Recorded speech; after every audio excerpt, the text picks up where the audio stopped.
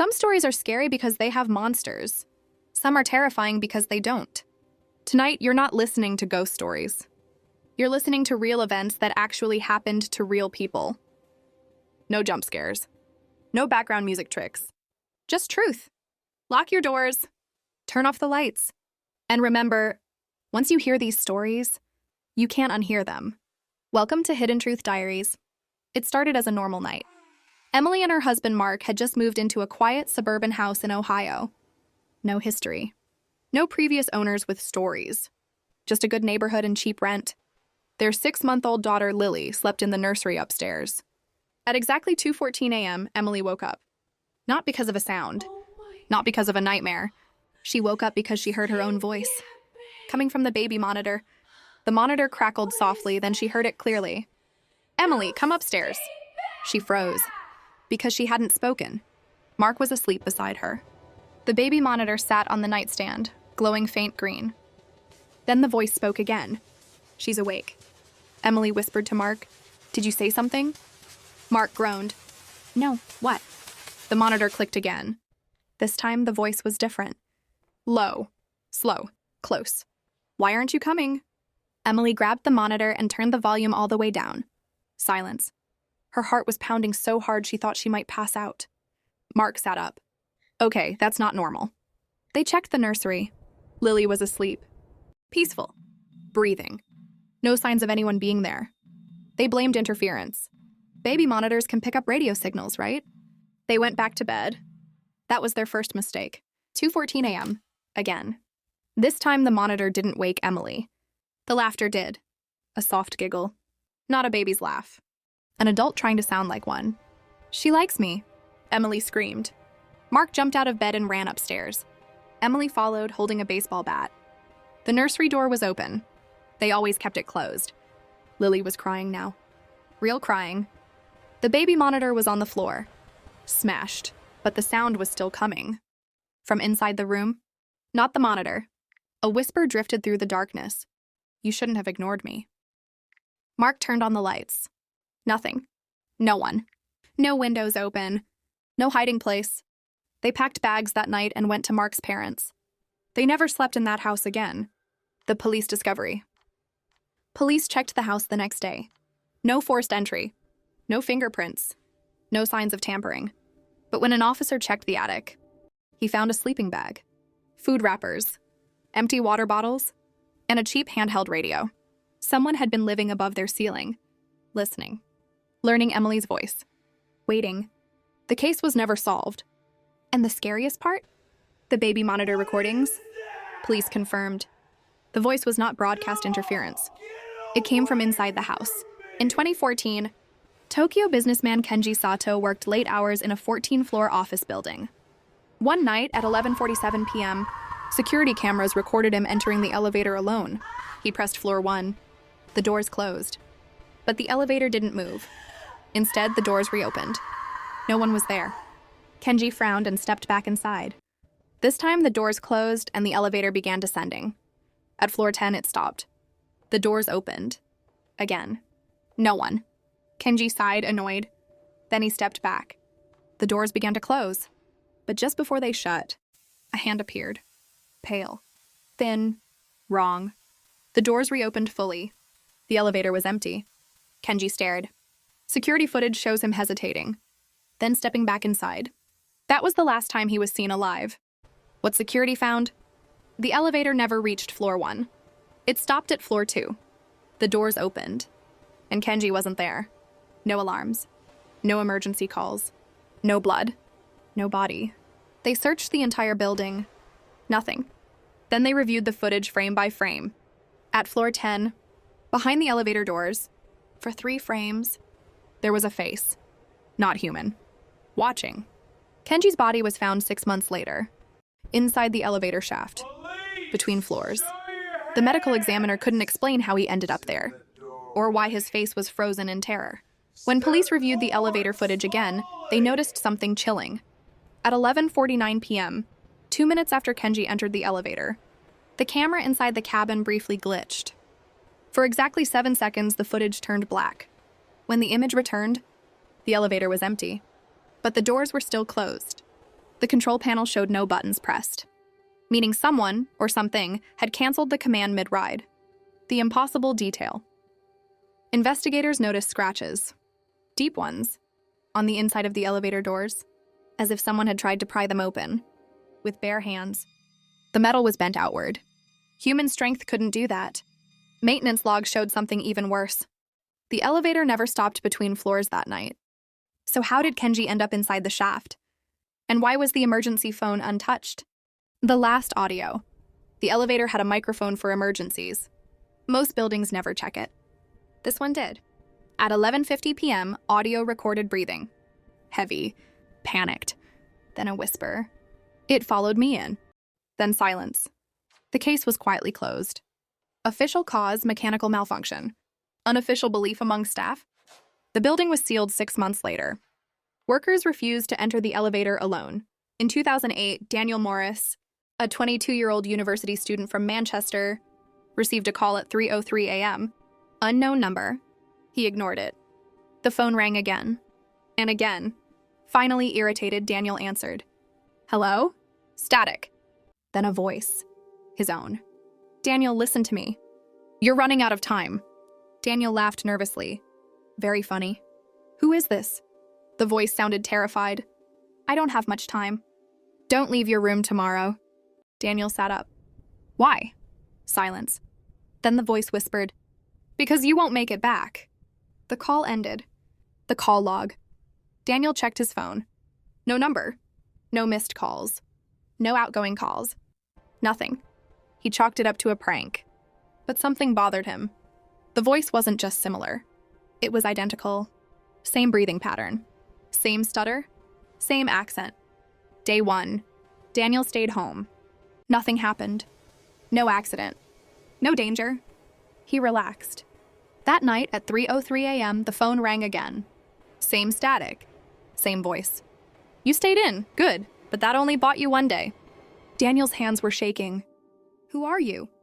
The voice answered, I'm you. 2 days from now. Daniel laughed again, but his eyes were wet. This isn't funny. The voice broke. I know, I'm scared too. The warning. The voice gave details. Things no one else could know. The scar on Daniel's left knee. The childhood nickname his mother used. A dream he had never told anyone. Then the voice said, tomorrow you'll get a call from your friend Alex. He'll ask you to come out. Don't go. The call ended. At 2:17 p.m., Daniel's phone rang. Alex. Mate, pub tonight? Daniel's stomach dropped. I can't, Daniel said. Alex laughed. You're boring. Daniel stayed home. Nothing happened. Again. At 3:03 a.m., the phone rang. This time the voice was crying. You changed it again. But it's getting harder. Daniel whispered. Harder to what? The voice answered, to stay alive long enough to call you. The final warning. The voice said, tomorrow you'll leave. You'll think it's safe. You'll be wrong. Daniel snapped. I'm not living like this. The voice screamed. Then you die like I did. The call cut off. Daniel didn't sleep. Day 3. Daniel decided to prove it was fake. He left his apartment. At 6:42 p.m., he crossed the street. A delivery truck ran a red light. Daniel was hit instantly. Witnesses said he didn't scream. He just looked confused. His phone was destroyed. But police later recovered voicemail data. One unsent call attempt, timestamped 3:03 a.m., from Daniel's phone, calling Daniel Morris. End of part 2 cliffhanger. And that wasn't the end of the calls, because after Daniel's death, his mother received one from an unknown number. All it said was, I tried to warn him. In 2017, police in a small town in northern Romania received a call at 1:26 a.m. A woman was screaming. Not words, just screams. Neighbors said it sounded like more than one voice. Officers Adrian Popescu and Mihai Ionescu responded. What they walked into would later make both men take extended medical leave. Inside the apartment was dark. Lights off, front door open. The screaming came from the bedroom. As they approached, the screaming stopped. Silence. Then a calm female voice said, You can come in now. The voice didn't sound panicked. It sounded amused. The woman, her name was Elena Stoica, age 34, no criminal history, no mental health record. She sat on the bed, hands folded, staring at the wall. Officer Adrian asked, "Ma'am, are you okay?" She slowly turned her head. Her eyes were bloodshot. Not tired bloodshot. Burst blood vessels. She smiled and spoke in a male voice. "You're late." Both officers froze. Mihai whispered, "Did you hear that?" Adrian nodded. The body cam audio later confirmed it. The voice did not match her vocal range. The language. Elena began speaking again. But not Romanian. Not any modern language. The officers didn't understand a word. But the tone was aggressive. Threatening. Almost mocking. When linguists later reviewed the audio, they identified fragments of Aramaic. A language Elena had never studied. A language not spoken in Romania. The body cam moment. Officer Adrian stepped closer. "Ma'am, we need you to calm down." Elena tilted her head at an impossible angle and said very clearly, "If you touch her, I'll finish what I started with your brother." Adrian dropped his flashlight. His brother had died 3 years earlier. Car accident. Details never released publicly. Adrian began backing away. Mihai radioed for backup. That's when Elena stood up. The standing. Her feet never touched the floor. Not fully. The body cam footage shows her heels hovering about 2 inches above the ground. Her arms hung limp. Her mouth opened. Too wide, and a voice came out that didn't sound human. Not loud, not screaming. Just layered. Multiple tones at once. The body cams distorted heavily at this point. Audio engineers later said the frequencies overlapped in ways that shouldn't be possible. Between the distortion, one sentence came through clearly. "This body is temporary. You are not." Both officers ran. They didn't follow procedure. They didn't secure the scene. They fled. Backup arrived 10 minutes later. The apartment was empty. No Elena. No signs of forced exit. Windows locked. Front door still open. The aftermath. Elena was found 3 days later, 30 miles away, walking barefoot along a highway. She collapsed. Taken to hospital. Doctors found something terrifying. Her vocal cords were damaged. Severely, as if she had been screaming nonstop for days. But she couldn't remember anything after that night. She only said one thing repeatedly. "It told me not to talk." The final detail. Before she was discharged, a nurse heard Elena whisper in her sleep. Not Romanian. Not Aramaic. English. Clear as day. She said, "He's listening to the stories now." Transition to part 4. And that brings us to the final case. The one authorities refuse to fully explain. A true story involving a recorded confession, a house that no one will live in, and a presence that reacts when it's talked about. If you feel like something's changed in the room while listening to this, you're not alone. In 2015, a family purchased an old Victorian house in Connecticut. At first, it seemed perfect. High ceilings, hardwood floors, a large backyard. But the moment they moved in, things got weird. Doors would slam without wind. Lights flickered in patterns that seemed deliberate. And at night, a voice spoke from empty rooms. The family reported it. Police initially dismissed it as stress or faulty wiring. But what the officers found inside the house would haunt them forever. First night on scene, officers Detective Harper and Officer Lewis arrived at 11:18 p.m. The family had left the lights on. The front door was unlocked. As Harper stepped in, his radio crackled violently. Then a voice, not over the radio but in the hallway, said, "Why are you here?" Both men froze. It was male, deep, and clearly coming from inside the house. No one was visible. The hallway. The officers entered cautiously. Each room they checked was empty. Yet the voice followed them. "You can't leave." "Not yet." When Harper aimed his flashlight down the staircase, he noticed shadows moving against the walls. Not flickers. Not tricks of light. Shadows forming humanoid shapes walking alongside them. The living room incident. They tried to set up audio recorders. The moment the devices powered on, all lights in the room exploded in a series of pops. The temperature dropped to 32 degrees in an instant. From the corner of the room, a low growl emerged. Harper recorded in his notes. Growl sounded like it came from below the floorboards, yet felt directly behind us. Then the voice spoke again. "You're telling everyone, but they won't believe you." The staircase phenomenon. When they attempted to ascend the second floor, the stairs creaked unnaturally. At the landing, Officer Lewis saw something no human could physically do. A shadow detached from the wall. hovered in the air, and whispered directly in his ear, "Leave now, or we stay with you." Lewis later said in interviews he felt a cold pressure around his chest, as if invisible hands were holding him down. The bedroom. The most terrifying part came in the master bedroom. They tried to record everything. For 3 minutes, only silence. Then, whispering voices began overlapping. Names were spoken, some matching the officer's own relatives. A metallic screech filled the room, like nails dragging across a chalkboard. And finally, a calm male voice said, "The house chooses." At that moment, all electronic devices failed simultaneously. The body cam footage ended abruptly. The family moved out after 48 hours. Police returned later, hoping to retrieve recordings. Most audio was completely corrupted. Remaining fragments captured a woman screaming in languages unknown, the word join repeated at 47-second intervals, and a child's voice saying, "He's behind you." The house has remained vacant ever since. Authorities refused to enter, citing unexplained phenomena.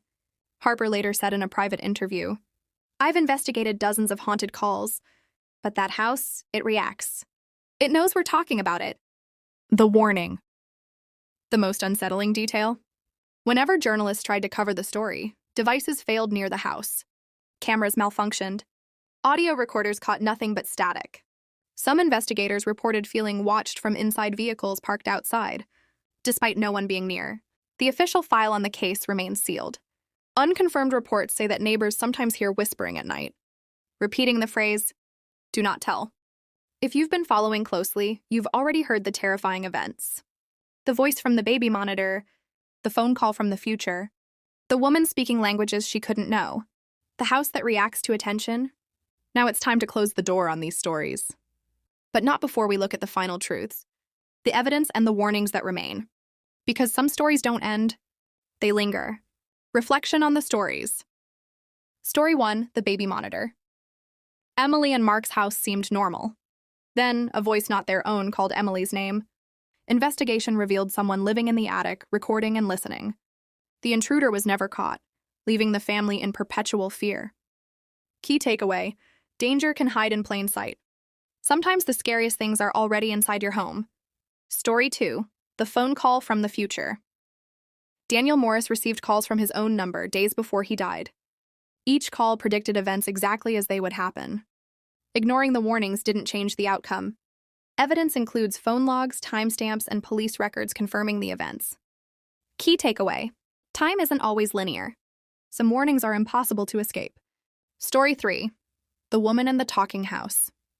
Elena spoke in languages she never learned, and the police recorded audio frequencies impossible to produce naturally. The talking house seemed to react to attention, shutting down electronics, corrupting recordings, and manipulating temperature. Multiple officers and witnesses confirm seeing shadows detach and float, and hearing voices calling names of relatives. Key takeaway: some presences are aware of observation. Some entities learn when you are paying attention. The common thread. All 3 stories share chilling similarities. Observation: something watches, waits, and learns. Warning: messages come before events, often ignored at first. Interaction: they communicate, sometimes subtly, sometimes aggressively. Evidence: recordings, police reports, timestamps, all confirming events. These aren't coincidences. They show that reality can bend in ways we cannot understand, and that some phenomena are intelligent, patient, and persistent. Final warnings. The scariest lesson of all? Even listening to these stories can make you aware. Be careful what devices you trust. Phones, baby monitors, cameras, they may pick up more than you think. If you hear a whisper where no one should be, don't ignore it. Some warnings cannot be escaped, but prevention is sometimes possible. And the most terrifying truth? Even now, while you sit and listen, something might be paying attention. The Hidden Truth Diaries has learned the hard way. Investigating the unexplained can attract attention. Some entities react when spoken about. Not everything is safe to study, and not every door should be opened. Imagine, the baby monitor flickers on by itself. A phone rings with a number you don't recognize. Shadows stretch across walls that are otherwise empty. Whispers echo your name. And you realize the stories were never just stories. They were warnings. Warnings that we ignored at our own risk. Because reality sometimes watches, listens, and waits. And now it's aware that you know. Closing narration. Thank you for joining us for this journey into the Hidden Truth Diaries. Remember, some truths are hidden for a reason. Some doors should never be opened, and some voices should never be answered. Stay safe, stay aware, and keep your lights on tonight.